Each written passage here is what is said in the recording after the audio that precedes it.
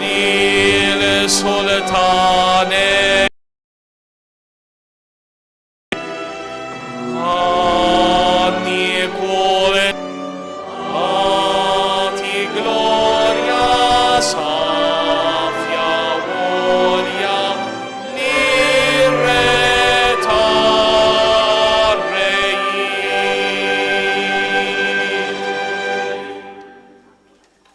Ejjew nisqarru lil Ġesu bħala dak illi fih tibda u fih tintemm kull opra tajba.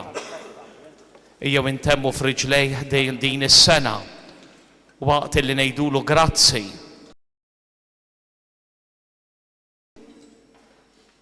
L-imħabba kbira tiegħu illi kontinwament aħna inħossuna mwiesna minnha fil-mumenti sbieħ u inqas sbieħ tal-ħajja.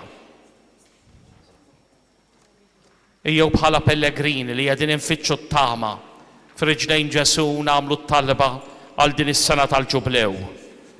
Missierna li inti fis-smewwiet għamel li l-fidi li tajtna b'don f'Ġesu Kristu ibnek u ħuna u l-fjamma tal-imħabba msawba fi qlubna mill-Ispirtu Santu jaqanqlu fina t-tama ħinja fil-miġja ta' saltnatek. Ħalli l-grazzja tiegħek tibdilna fi bdiewa ħawtiela taż-żerrija tal-Vanġelu li tella l-aġna tal-umanità u tal-ħolqien kollu. Fl-istennija fiduċjuża ta' smewwiet ġodda war ġdida. Meta meluba s-sedat tal-ħażen tfeċċa għal dejjem il-glorja tiegħek. Ħadd ħeġġeġ il-grazzja tal-ġublew mill-ġdejt fina, pellegrini tat-tama, ix-xenq għal-ġid tas-sema u xxerret fuq id-dinja kollha l-ferħ u l-paċ tal-feddej tagħna. Lilek u għall-ambierek għal dejjem kull ġieħu glorja f'kull żmien. Amen. Katedral, missierna li jint fis-smewwiet tqaddis ismek tiġi saltnatek ikulli trid int kif is-sema ekda fl-art.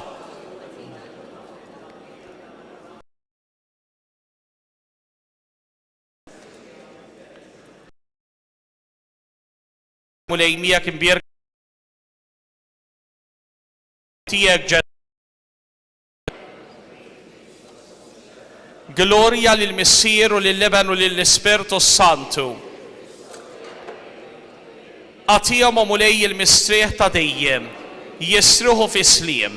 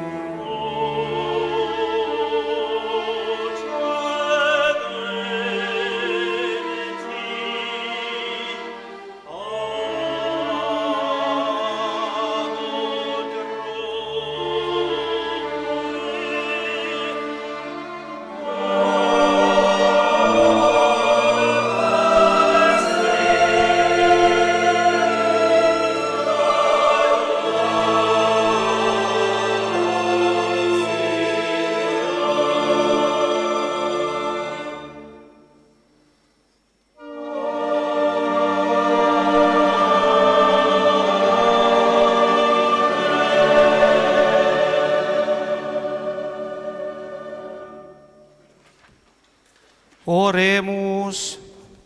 Deus qui nobis sub sacramento mirabili, passionis Tuae memoriam reliquisti, tribe quesimus, itanos corporis et sanguinis Tui sacra mysteria venerari, ut redemptionis Tuae fructum in nobis iugiter sentiamus, qui vivis et regnias in saecula saeculorum.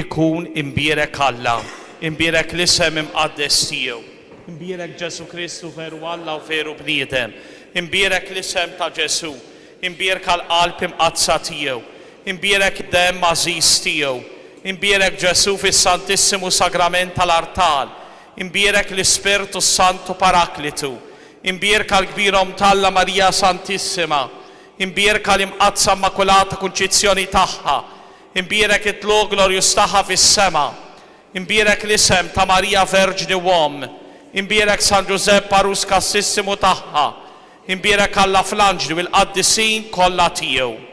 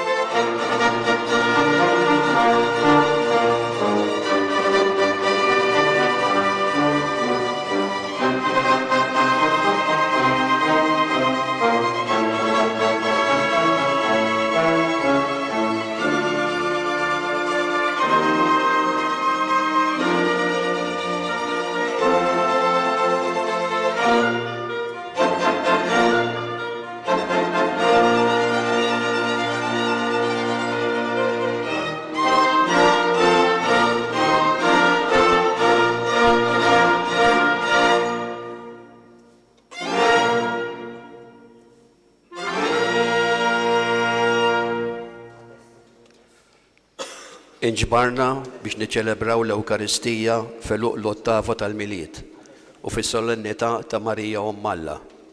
Illum qegħdin nagħmlu l-akbar festa fġieħ il-Verġni Marija meta nqimuha bħala mhux biss Ġesu bniedem imma wkoll Ġesu Alla.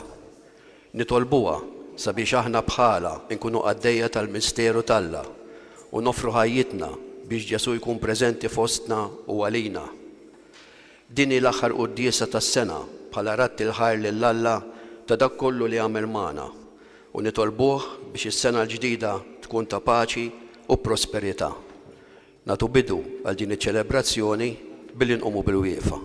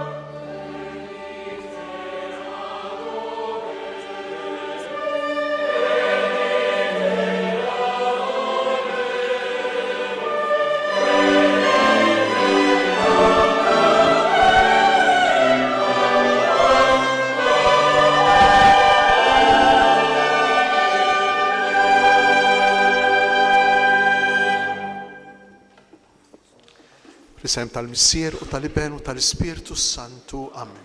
Il-grazzja ta' Sidna Ġesu Kristu, l-imħabba ta' Alla u l-għaqda fl-Ispirtu Santu tkun magħkom ilkoll. Inġbarna fl-imkien biex nroddu ħajr lill-Alla għas-sena li tagħna u għal dik li se jagħtina. Imma ġbarna wkoll fl-imkien biex nitolbu għal paċi illum u għajum il-paċi biex inqimu lill-omna Umm Alla Marija. U koll illum inġbarna fl-imkien biex nirċievu il-barka, il-ħnina, l-imħabba, il-modrija, il-maħfra ta' Alla. Biex nitħejjew tajjeb ħalli niċċelebraw kif jixraq din l-Ewkaristija ejjew narfu ħtijietna u nitolbu lil Mulej kollu ħnina minna.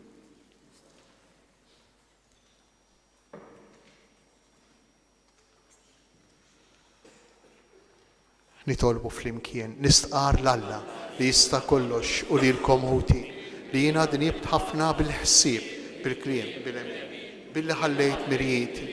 Ħtija tiegħi, l-ikbar ħtija tiegħi.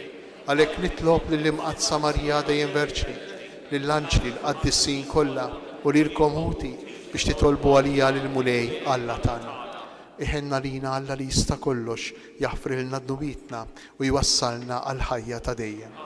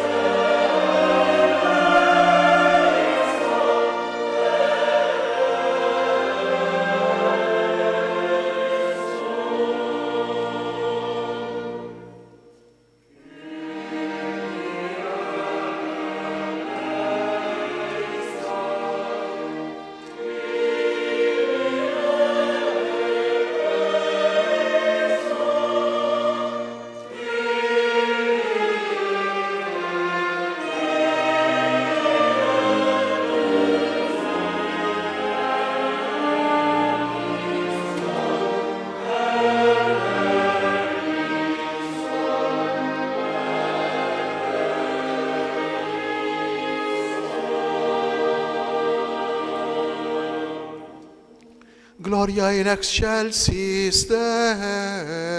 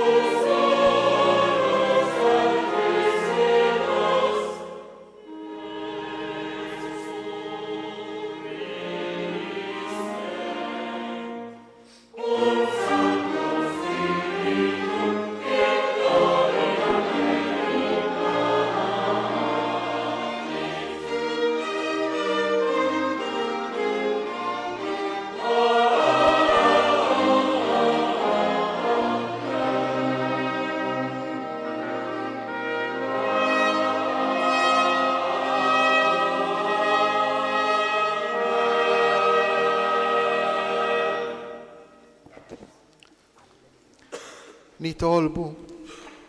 U Alla intrit li l-imqazza Marja ssirhom ibnek u tibqa' verġni. U hekk offrejt li l-bnedmin kollha l-ġid ta' salvazzjoni għal dejjem. Għamel li nħossu l-qawwa tat-talb tagħha għalina, aħna li biha lqajna lil min tagħna l-ħajja. Ibnek Ġesu Kristu Sidna li hu Alla, u miegħek jgħix u jsaltan flimkien mal-Ispirtu Santu għal dejjem ta' dejjem.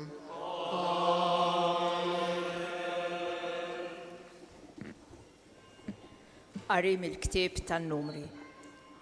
Il-mulej kellem lil Mosè u qallu: kellem lil Aaron u lil uliedu u għejdilhom: meta tbirku lil ulied Iżrael, hekk għandkom tgħidulu: ibirkek il-mulej u jħarsek, jixħed il-mulej id-dija ta' wiċċu fuqek u jurik il-ħnina. Iħares lejk il-mulej bimħabba u jagħtik islim.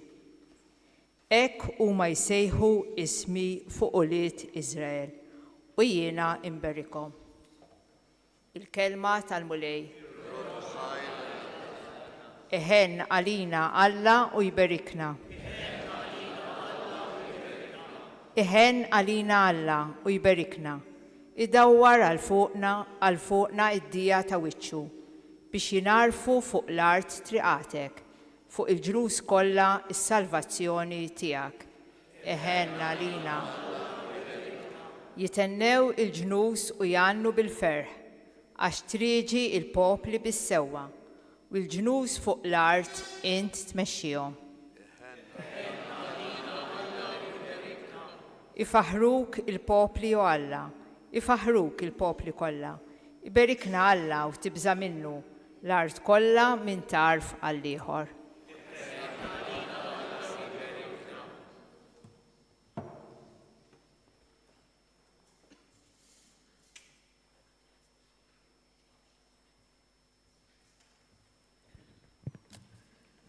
Qari mill-Littra ta' San Pawl Apostlu lill-Galatin. Ħuti, meta waslet il-milja ta' żmien, Alla bagħat lill-ibnu imwielet minn mara, imwielet taħt il-liġi, biex jifdi lil dawk li kienu taħt il-liġi, biex ikonna l-adozzjoni ta' wlied. U għax intom wlied, Alla bagħat l-Ispirtu ta' ibnu f'qalbna jgħajat: Abba, Missier.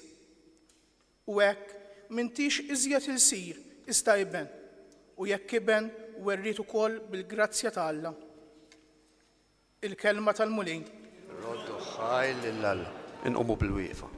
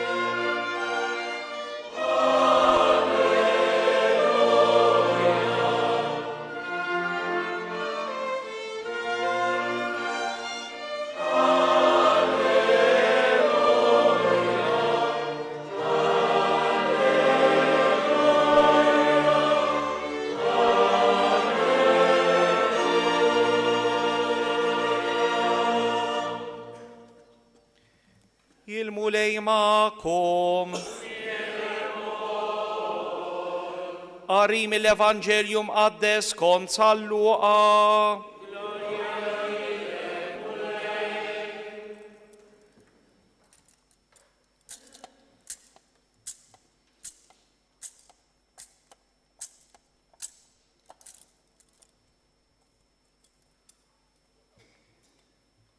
F'dak iż-żmien ir-raja marru jaġlu u sabu lil Marija u lil Ġuseppi bit-tarbija minduda f'maxtura. Kif raw dan bdew jarfu b'kull ma kien intqallilhom dwar dik it-tarbija. U kull min semagħhom baqa' mistaġeb dak li qalulhom ir-rajja. Marija min-naħa tagħha baqgħet tosf f'qalbha dawn il-ħwejjeġ kollha u taħseb fuqhom bejna u bejn ruħha. Ir-rajja imbagħad reġgħu lura jsebħu ifaħru lil Alla għal kull ma kienu raw u semgħu kif l-anġlu kien qalilhom. Meta wasal it-tmien jum biex li t-tifel jagħmlulu ċ-ċirkonċiżjoni, semmew Ġesu bl-isem li kien taħ l-anġlu qabel ma tnissel fil-ġuf. Il-kelma tal-mulej.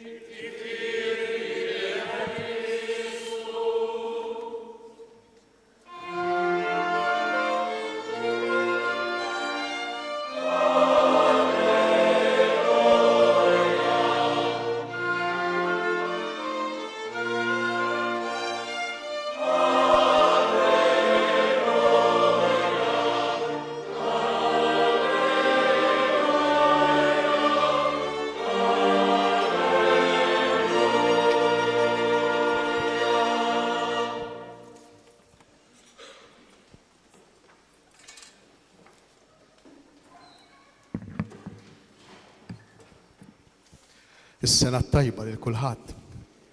Meta ngħidu s-sena tajba, ħafna drabi aħna nifhmu li qegħdin nawguraw lil xulxejn xi sena mingħajr problemi, mingħajr diffikultajiet, mingħajr mart, mingħajr imwiet, mingħajr traġedji, mingħajr diffikultajiet fil-ħajja tal-familja tagħna b'mod speċjali. Però l-Vanġelu jifhem xi ħaġa iżjed minn hekk. Dan kollu importanti. Importanti li kemm jista' jkun ma jkollniex diffikultajiet kbar matul is-sena li jiġu minn barra. Però dawk sfortunatament minħabba l-fatt li aħna ħolqien, minħabba l-fatt li maħniex Alla li ma nistgħux kollox, dawk se jiġu fuqna. Se jiġu fuqna ridi jew ma rridux. U għalhekk il-Vanġelu meta jawguralna, meta llum jagħtina din il-barka, il-qari tal-lum huwa qari illi jitfa' fuq il-poplu, jitfa' fuqna, fuq kull wieħed u kull waħda minna l-barka, qiegħed jawgura lilna iktar minn hekk. Qiegħed jawgura fina f'kull wieħed u f'kull waħda minna il-grazzja ta' Alla, l-qawwa ta' Alla li tgħinna naffaċċjaw il-ħajja. Tiġi kif tiġi. Ħanippruvaw nimxu ftejt mal-qari tal-lum, mod sempliċi ħafna. Biex inħallu lil dan il-qari, nħallu lil din il-kelma, l-Ispirtu ta' Alla li jgħaddi permezz tal-kelma jidħol fina u jbiddel il-qalbna, ħalli verament nagħmluha sena tajba.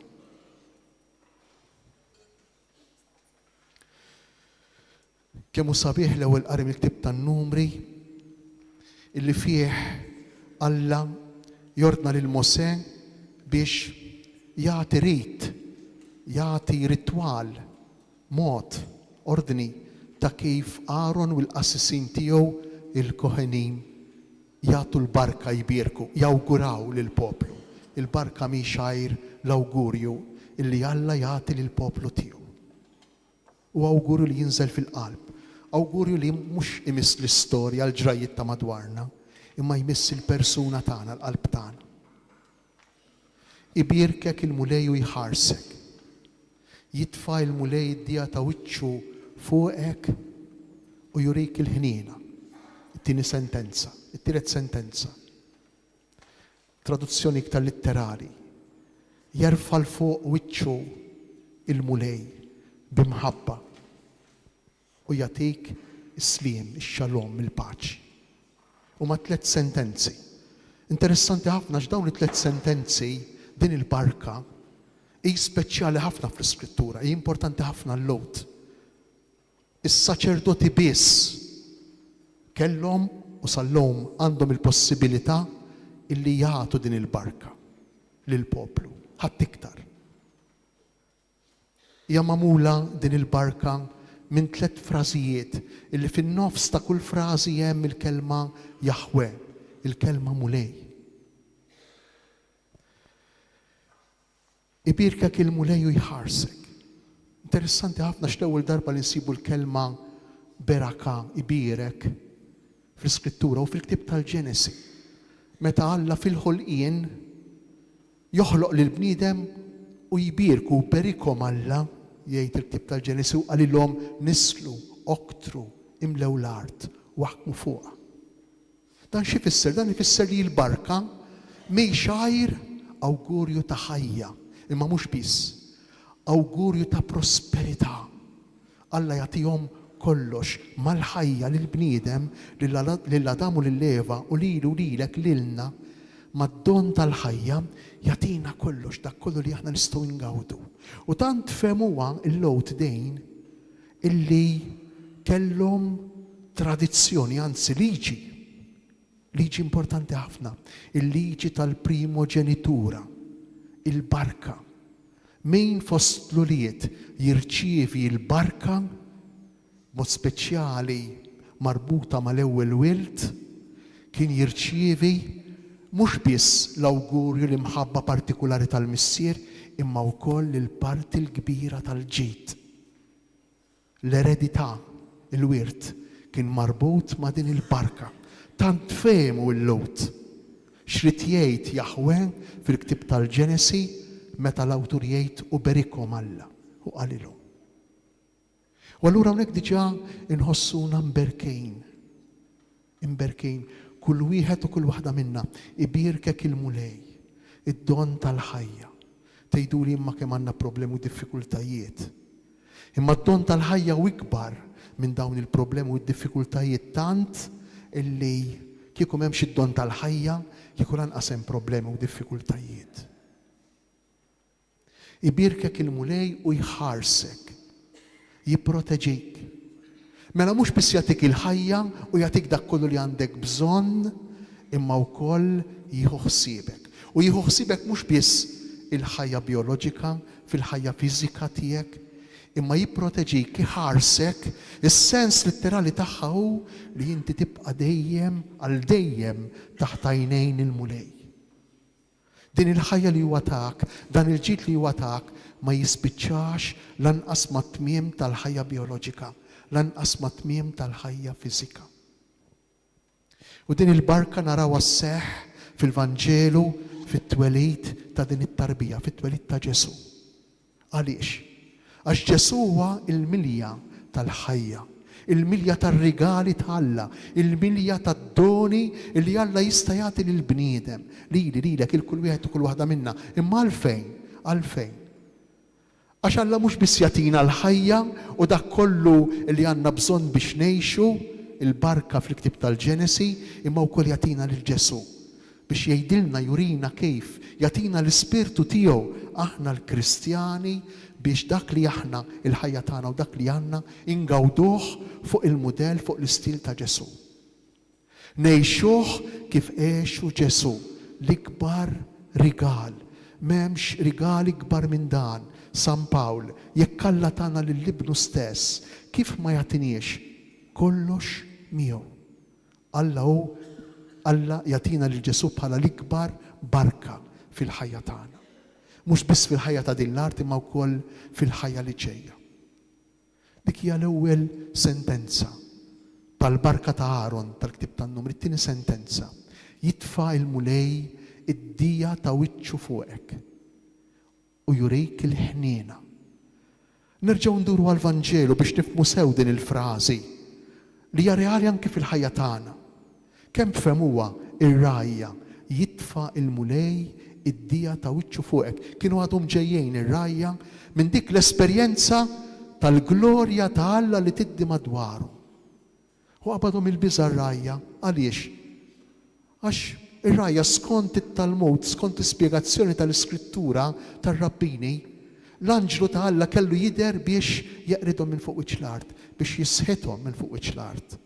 Kellhom espressjonijiet qawwijin ir-Rabbini, pereżempju waħda minnhom kienet jekk jaqalek barri jew naġa fil-bejr u magħhom jaqalek raj jew pubblikan, fit-textella n-naġa u l-barri imma il-pubblikan u r-raj ħallihom hemm jikkrepaw fil-bejr. Espressjonijiet qawwija dawn li juru il-mod dispreġġattiv, il-mod negattiv kif is-soċjetà kienet ħares lejn dawn in-nies. U interessanti ħafna għaliex Għax Ġesu Alla magħmul bniedem, il-misteru li riflettejna fuqu ġimgħa ilu, Alla li jippreżenta lilu nnifsu bħala fraġli, bħala tarbija, bħala xaħat fil-bżonn, bħala xaħat li għandu bżonn l-imħabba tal-oħrajn, il-kura tal-oħrajn, bħala xaħat xkejken, mhux xaħat li jwerwer. Interessanti dan il-misteru ta' kif Alla jippreżenta ruħu fid-dinja. Alla jippreżenta ruħu b'dan il-mod li rajja b'tali mod li mhux biss ma jħossuhomx misħuta, mitluqa u abbandonati, imma jħossu l-paċi u l-ferħ. Ġejt inħabbrilkom aħbar ta' ferħ kbir. U allura bir-raġun il-barka ta' Aaron jiddi fuq wiċċek il-mulej u jagħtik jurik il-ħniena. Il-ħniena. Il-ħniena l-maħfra, il-grazzja, l-imħabba tal-la bxejn. Il-Vanġelu tal-lum jispiċċa u għamlu ċirkonċiżjoni u semmew Ġesu. Jexuwa li tfisser Alla isalva. Hekk jippreżenta ruħu Alla f'Ġesu, f'din it-tarbija. Alla li jsalva. U għandna bżonnu l-kol kemm aħna lil Ġesu. Għandna bżonnu l-kol kemm aħna. M'għandux bżonnu lil Ġesu tafu min mod żbaljat miskejn, minn mod illużorju jinganna ruħu illi jista' kollox. Li m'għandu bżonn ħadd, li m'għandu bżonn xejn. Dik il-persuna li ma tfittxux lil Ġesu. U jista' jiġrilna li aħna f'ċertu fażijiet u f'ċertu momenti ta' ħajjitna nħossuna hekk b'dan il-mod. Alla isalva. Interessanti, għax fil-Vanġelu ta' Salluqa min isejjaħlu lil Ġesu bismu. Kemm hi xi ħaġa sabiħa. Isejħulu bismu lil Ġesu il-foqra. Isejħulu lil Ġesu bismu l-ama ta' Ġeriko. Ġesu bin David ikollok tina minni. Isejħulu bismu lil Ġesu l-imġitmejn, l-arxa l-imġitmejn. Ġesu ħenna lina. Isejjaħlu bismu lil Ġesu il-ħalliel fuq is-salib. Ġesu. Ġesu. Ftakar fija meta tkun fis-salna ta' Smewiet. Dawk li huma fil-bżonn, dawk li għandhom id-diffikultajiet, dawk jistgħu jirċievu, jistgħu jieħdu jkunu oġġett ta' din il-barka. U l-aħħar espressjoni sabiħa immens. Jerfa' il-fuq wiċċu il-mulej u jagħtik il-paċi, ix-xalom, is-slim. Jerfa' l-fuq wiċċu. Jerfa' l-fuq wiċċu jiġifieri jinteressa ruħu fejk. Il-traduzzjoni qiegħda l-mulej ħares lejk b'imħabba. Jerfa' l-fuq wiċċu. U jew nimmaġinaw lil Ġesu tarbija. Jerfa' l-fuq wiċċu biex jarana. Alla li huwa l-kobor, li huwa l-kbejr, li huwa l-ħallieq, li huwa kollox, jerfa' l-fuq wiċċu. Iħares lejna minn isfel għal fuq. Mhux tal-li ma jħossux illi huwa l-prepotenti, mhux tal-li ma jħossux illi huwa dak illi lilna jagħmel bina li jrejt, imma tal-li poġġi lilu nnifsu f'sitwazzjoni iktar l-isfel minna. Għax hekk tagħmel l-imħabba. Sirt kollox ma' kulħadd biex nipprova nakkwista lil xi ħadd jgħid San Pawl. U Alla jsir kollox magħna. Imma ma' kulħadd, ma' l-agħar nies fostna, l-iktar l-isfel biex ħadd ma jħossu l-barra minn din il-ħarsa, il-barra minn dan il-wiċċ li ħares lejna biħlewwa u bimħabba. Ejjew allura il-lejla fil-waqt li nirringrazzjaw lil mulejja s-sena li tagħna. Ejjew nħallu din il-paċi tidħol fina, llum huwa jum il-paċi. Il-paċi tibda mill-qalb tal-bniedem, il-paċi fil-pajjiżi, il-paċi fid-dinja, il-paċi fil-familji mod speċjali. Tibda minn din il-paċi fil-qalb tagħna. Għandna bżonna din il-paċi li jagħtina Ġesu, din il-barka, din il-beraka li jagħtina Ġesu. Għandna bżonn niftħu qalbna u nilqgħuha. Ejjew nitolbu lil Marija, Om Alla, Om din il-paċi. Mhux ta' bxejn illi propju fl-ewwel tas-sena niċċelebraw is-solennità ta' Marija Om Alla. Mhux ta' bxejn għaliex? Għax l-Om fl-ewwel tas-sena, l-Om hija l-oriġni. L-Om hija l-oriġni ta' din il-barka. L-Om hija l-oriġni ta' dan id-don, ta' dan l-ikbar rigal Ġesu. U għandna bżonna lil din l-Om Om Alla li tgħinna, li timxi magħna, li tagħmlilna kumpanija fil-ħajja kollha tagħna biex tagħtina kontinwament dan ir-rigal u nispiċċa. Espressjoni sabiħa fil-Vanġelu li nsibuha 3 darbiet u Marija għadet taħseb bejna u bejn ruħha fuq dak li qalula r-rajja, għadet taħseb bejna u bejn ruħha. Kemm għandna bżonn aħna wkoll inżommu f'qalbna, inħarsu f'qalbna, nikkustodixxu f'qalbna, nagħmlu wisa f'qalbna, kemm għandna bżonn aħna wkoll inżommu fit-towl din il-kelma bħal Marija, bħal Giuseppi li ma jitkellemx fil-Vanġelu. Marija u Giuseppi li kull ma jagħmlu huwa jħarsu fihom din il-kelma tal-Alla, dawn il-ġrajiet, din il-barka ta' Alla li jimbagħad timlina, timla lil kull wieħed u kull waħda minna tassew bil-ferħ u bil-paċi u aħna wkoll bħal rajja infaħru lill-Alla. Il-Vanġelu tal-Miliet jispiċċa u l-anġli jibdew faħru jagħtu glorja lill-Alla. Anke l-Vanġelu tal-lum jispiċċa, mhux l-anġli issa, imma r-rajja. Għax ir-rajja saru l-anġli, ir-rajja saru l-messaġġiera. Ejjew aħna wkoll, wara li nisimgħu, wara li ngħixu, wara li nħarsu f'qalbna din il-kelma bħal rajja, bħal anġli, aħna wkoll insiru anġli, messaġġiera ta' din l-aħbar sabiħa. Il-mulej qiegħed magħna, il-mulej jibarikna, il-mulej jieħu ħsiebna.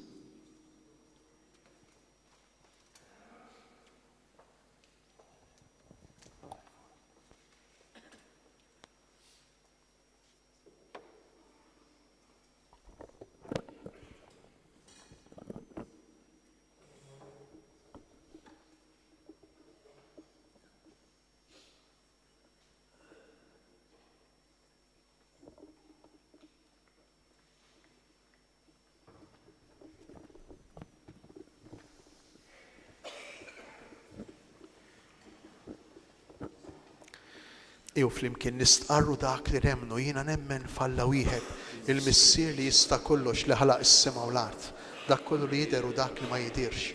U f'mulej wieħed Ġesu Kristu, iben waħdini ta' Alla, imnissel mill-missier qabel kull żmien, Alla minn Alla, dawl minn dawl, Alla veru minn Alla veru, imnissel mhux magħmul, natura waħda mal-missier u bih sar kollox, nisel mis-smewiet għalina l-bnedmin u għall-fidwa tagħna u għall-ġisem bis-seta tal-Ispirtu Santu minn Marija Verġni u sar bnina, salbuha lina, bata taħt Ponzu Pilatu, mietu difnu. Fit-tielet jum għamel li mwiet skont il-kodba mqazza u tela s-sema, qiegħed fuq il-lemin tal-missier, għandu jerġa' jiġi bil-glorja biex jagħmel ħaq mill-ħajjin u mill-mejtin. Is-saltna tiegħu ma jkollix tmiem u fl-Ispirtu Santu mulej li jagħti l-ħajja li ġej mill-missier u mill-liben li hu meqjum imweġġa' flimkien mal-missier u mal-iben u li tkellem f'hom il-profeti fi Knisja waħda qaddisa, Kattolika Apostolika, nistqar ma'mudija waħda l-maħfra ta' tnubiet, nistenna l-qawma mill-imwiet u l-ħajja ta' żmien li ġej. Amen. Ħuti Jeżis, fit-tmiem ta' din is-sena ejjew induru lejn Alla li fil-milja ta' żmien bat lill-ibnu mwieled minn Marija u nitolbuh id-don tal-barka u tal-paċi fil-waqt li ntennu għat-talb ta' Omm Ibnek għatina l-paċi mulej. Għat-talb ta' Omm Ibnek għatina l-paċi mulej. Għal-Knisja biex tkun sinjal ta' tama u paċi għal-bnedmin kollha, nitolbu. Għat-talb ta' Omm Ibnek għatina l-paċi mulej. Għal-paċi fid-dinja kollha biex din is-sena ġdida tkun bidu ta' xewqa ġenwina li l-bnedmin kollha jinħabbu bħal-aħwa, nitolbu. Għat-talb ta' Omm Ibnek għatina l-paċi mulej. Għal-ġenituri li qed jilqgħu id-don tal-ħajja biex iħossu l-ħarsien ta' Ommok Marija, nitolbu. Għat-talb ta' Omm Ibnek għatina l-paċi mulej. Għalina miġburin f'din l-Ewkaristija biex nimtlew bil-ferħ u slim u nkunu dejjem lesti li nilqgħu lill-oħrajn bl-imħabba, nitolbu. Għat-talb ta' Omm Ibnek għatina l-paċi mulej. Alla ħanin, inti l-bidu u t-tmiem tal-jiem tagħna fuq din l-art. Isma' t-talb tagħna, eħlisna minn kull deni, wettaq it-tajjeb tagħna, ħarisna mill-biża' u għejna ngħixu maqudejn skont il-pjan tiegħek ta' mħabba. Inti li tgħix bis-saltan għal dejjem ta' dejjem.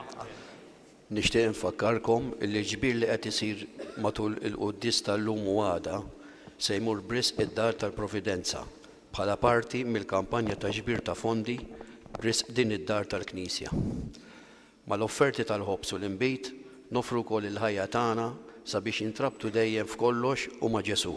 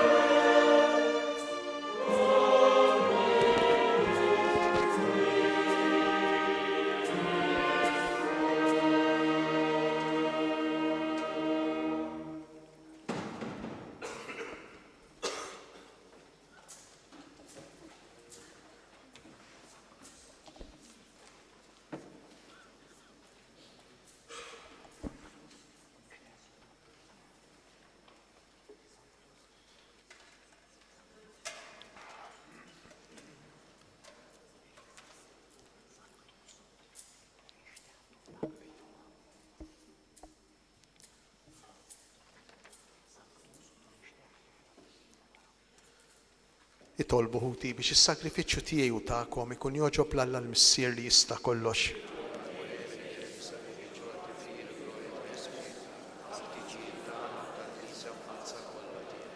U Alla, inti ried li l-imqazza Marija ssirhom ibnek u tibqa' verġni. Għamel fit-tjubitek tibda kull ġid u twaslu fil-milja kollha tiegħu. Għamel li aħna u niċċelebraw il-festa tal-imqazza Alla. Inħossu l-ferħ tal-grazzja li inti tiżra fina u nitennew bil-frott kollu tagħha bi Kristu Sidna. Il-mulej magħkom. Nerfgħu qlubna l-fuq.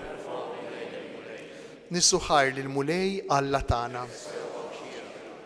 Sewwa u xieraq tas-sew mulej missier qaddis, Alla ta' dejjem li tista' kollox, tajjeb u ta' ġej tas-salvazzjoni tagħna, li dejjem u kullimkien inroddulek ħajr, infaħruk, inberkuk u nxandru l-kobor tiegħek fis-solennità ta' Marija Omm Alla, li nislet liben il-waħdini tiegħek bil-qawwa tal-Ispirtu Santu u bla ma tifset il-glorja ta' xbubita tat li d-dinja d-dawl ta' dejjem Ġesu Kristu Sidna.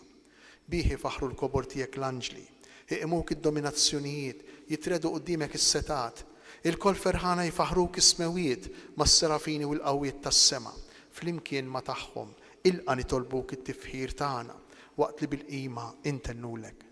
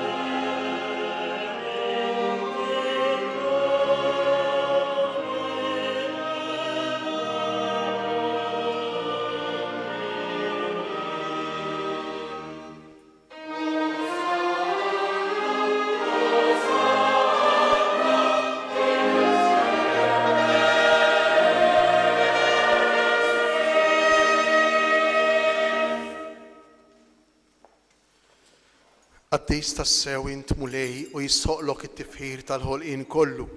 Għax bibnek Ġesu Kristu sidna u bil-qawwa tal-Ispirtu Santu inti tagħti l-ħajja, kollox tqaddes u tibqa' dejjem tiġbor għalik poplu biex mintluħ ix-xemx sanżula issirlek offerta safja.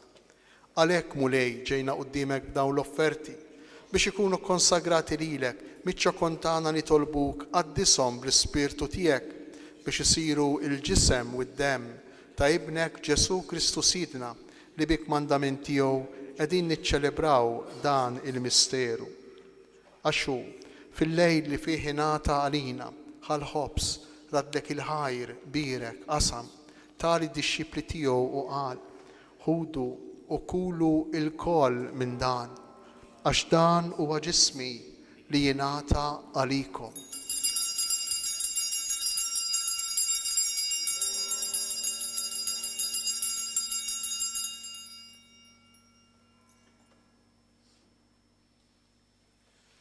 Ekku kol wara l-ikla ħal-kalċi reġarat il-ħajr tali d-dixxipli tiegħu u qal ħudu u jxorbu minnu il-koll għax dan huwa l-kalċi ta' demmi tal-patt il-ġdid li jibqal dejjem, id-demm li jxxerret għalikom u għall-bnedmin kollha għall-maħfra ta' dnubiet.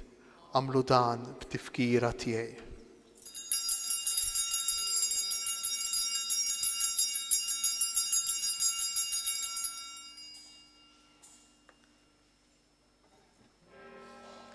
Dan hu il-misteru tal-fidi, inħabbru il-mewt tiegħek mulej, inxandru bil-ferħ il-qawmin tiegħek li stennew sa ma tiġi fil-glorja.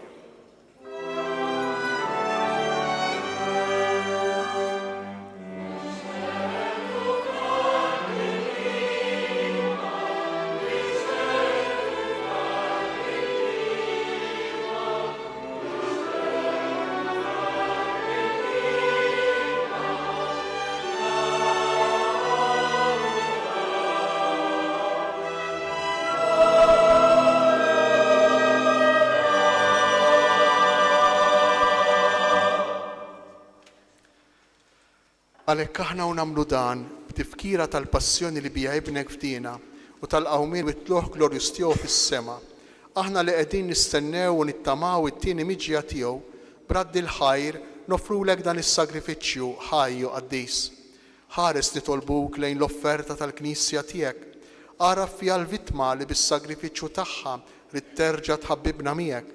Għamel li aħna li ser nissaħħu bil-ġisem u d-demm ta' ibnek nimtlew bl-Ispirtu qaddis tiegħu u nkunu ġisem wieħed u ruħ waħda fi Kristu. Nitolbuk li jagħmel minna offerta li tibqa' dejjem quddiemek biex ikun jistgħu jiksbu l-wirt mal-Mażurin tiegħek, mal-Verġni Mqazza Omm Alla Marija, ma' San Ġusepp, mal-Apostli u l-Marti Glorjużi tiegħek u mal-qaddisin kollha li kif nittamaw jidħlu dejjem għalina quddiemek. Għamel nitolbuk mulej li din il-vittma li terġa' tħabbibna miegħek tkun taslim u salvazzjoni għad-dinja kollha. Wettaq fil-fidi u fl-imħabba l-Knisja tiegħek, tul il-mixja tagħha fid-dinja, il-qaddej tiegħek il-Papa Franġisku, l-Isqof tagħna Anton, l-isfijiet u l-Ministri kollha tiegħek u l-poplu kollu li inti ksibt għalik. Il-qabit jieba t-talb ix-xewqat ta' din il-familja li inti ritta tinġabar madwarek. Qader mis-Sir Ħanin lill-uliedek kollha kull fejn jinsabu u waqqadhom miegħek il-koll. Ħen għal ħutna mejtin, partikolarment il-benefatturi ta' dan il-katedral, Monsignor Giuseppe Gauci, Monsignor George Tabone, Mary, Louis u Viviana Bela, Gianna Zoppardi u l-erwieħ tal-familja Ġus Mizzi u Aquilina. Daħħalhom fis-salta tiegħek fejn nittamaw li aħna wkoll qed naslu biex il-koll flimkien nitaxqu għal dejjem bis-sebt tiegħek. Hemm inti x-xotta kull dema minn għajnejna, hemm naraw kallatana kif int fik innifsek, hemm insiru nixfuk għal dejjem u għal dejjem infaħruk bi Kristu siedna li bih inti tfawwar id-dinja b'kull ġid. Bi Kristu ma' Kristu u fi Kristu, jingħata lilek Alla missier li tista' kollox, flimkien ma l-Ispirtu Santu, kull ġieħu glorja għal dejjem ta' dejjem. Amen.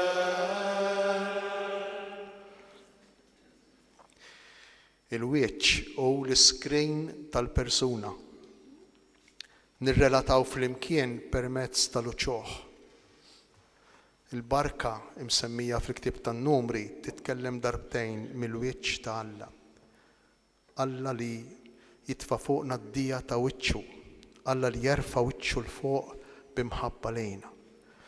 Alla li huwa f'relazzjoni kontinwa magħna. Alla li wera l-wiċċ ħelu ħanin tiegħu fit-tarbija ta' Betlem f'Ġesu. Alla li jkompli juri l-wiċċ sempliċi, umli tiegħu fl-Ewkaristija. Ejjew nduru lejn il-missier tagħna tas-sema u nħossuna verament oġġett ta' din l-imħabba, xewqa ta' Alla li jidħol f'relazzjoni magħna aħna wliedu u ngħidulu flimkien. Missierna li inti fis-smawiet jitqaddes ismek, tiġi saltnatek, ikun li tritint kif is-sema hekk da fl-art.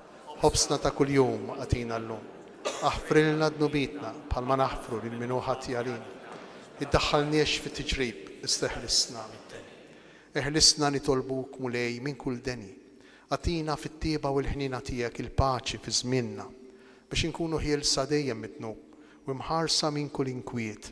Aħna u nistennew u nittamaw lejna u l-miġja tas-Salvatur tagħna Ġesu Kristu. Mulej Ġesu Kristu li qed l-apostli tiegħek inħallilkom isliem natikom islim tiegħi. Tħarix lejn dnubitna, iżda ħares lejn il-fidi tal-Knisja tiegħek. Għatija sliem u laqda li jint trid fija, int li tgħix wis-saltan għal dejjem ta' dejjem. Il-paċi tal-mulej tkun dejjem magħkom. Għatu l-paċi lil xulxin.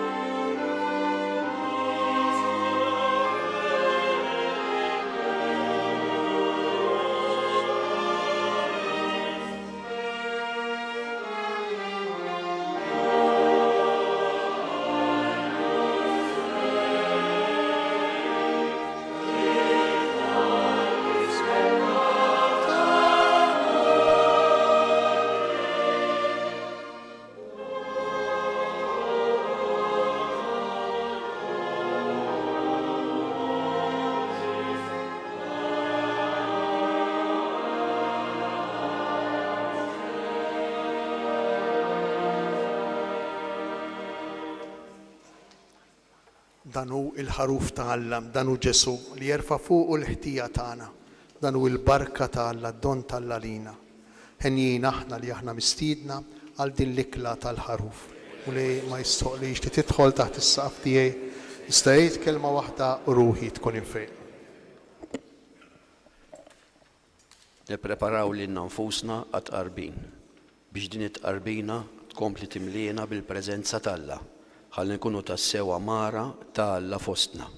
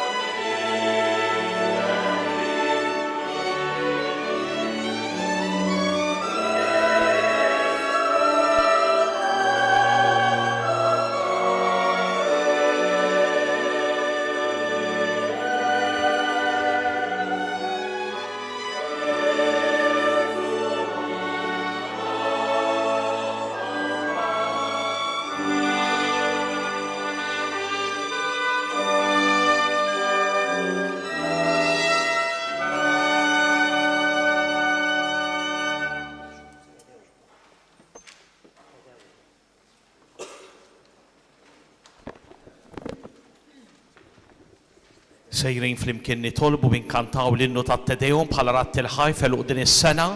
Nitlobkom sibu l-kotba tal-kant li hemm fis-siġġijiet. Sejrin insegbu inkantaw flimkien minn paġna 33. Vers l-orkestra u vers namlu ħaħna l-kol flimkien. Te Deum laudamus.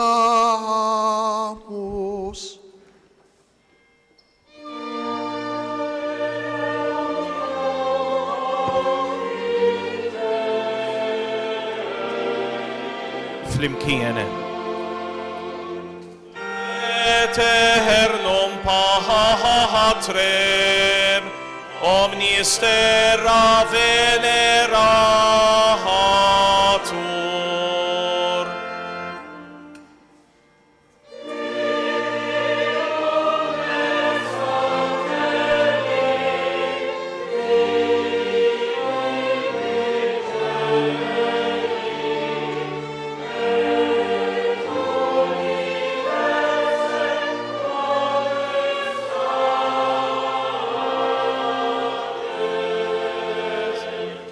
Tibi cherubim et serafim, incessabili voce proclamat.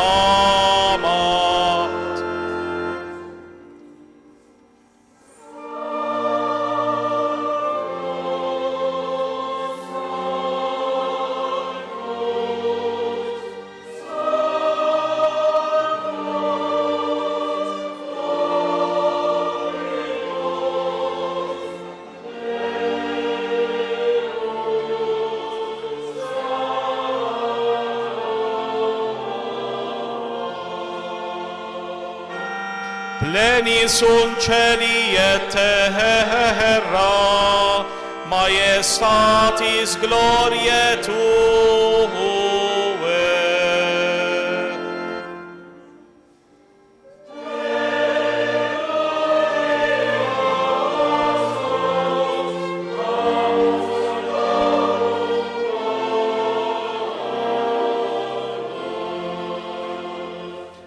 Te profetarum laudabilis numeros.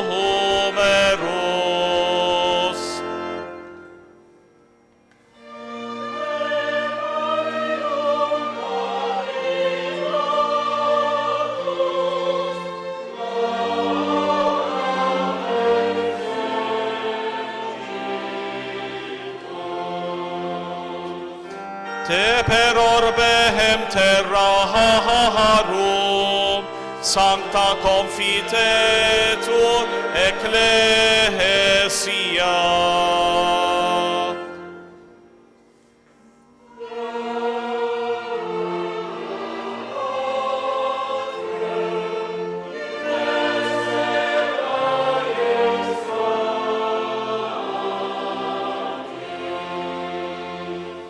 Venerandum tuum verum et unicum filium.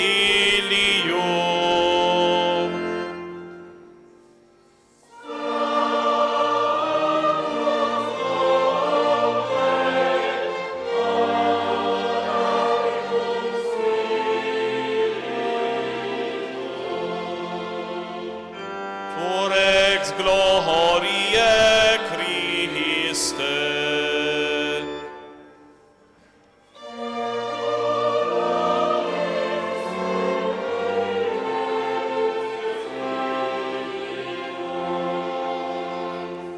Tu ad liberandum suscepturus hominem non oruisti virginis uterum.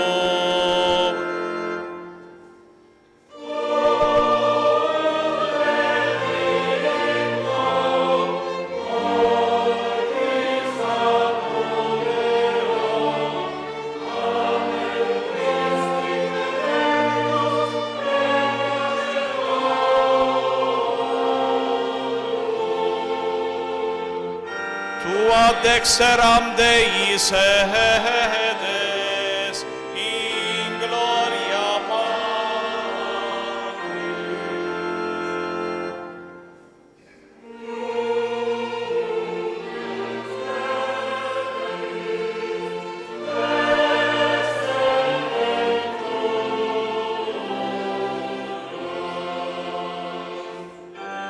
ergo quesimus suis famulis subveni, quos precioso sanguine redemisti.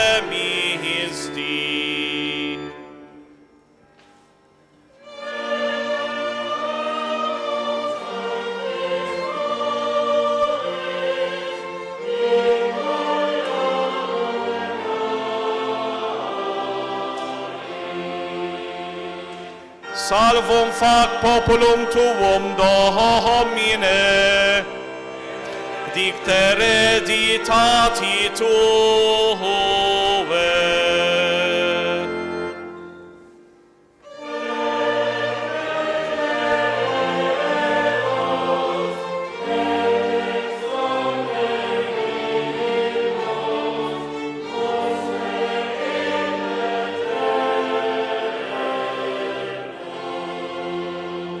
Per singolos dies benedicimus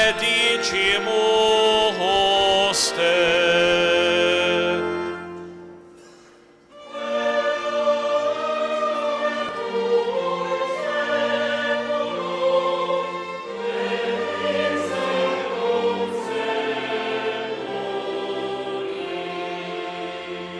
Dignare Domine die isto, sine peccato nos custodire.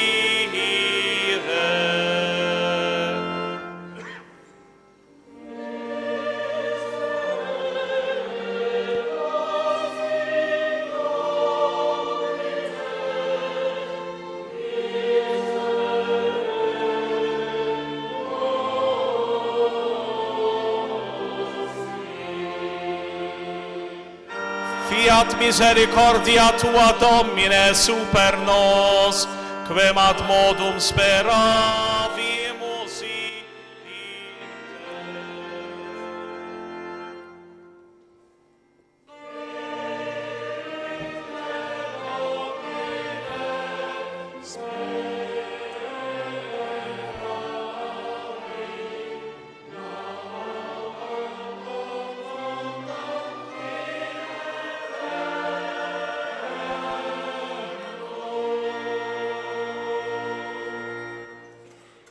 Nitolbu, kolna ferħana mulejt qarbinna bis-sagramentiek, għamel li din it-qarbina tkun tiswilna l-ħajja ta' dejjem, lilna li għanna x-xorti nistqarru, li l-imqadsa Marja dejjem verġni, hija ommi bnek u ommi l-Knisja, bi Kristu sidna.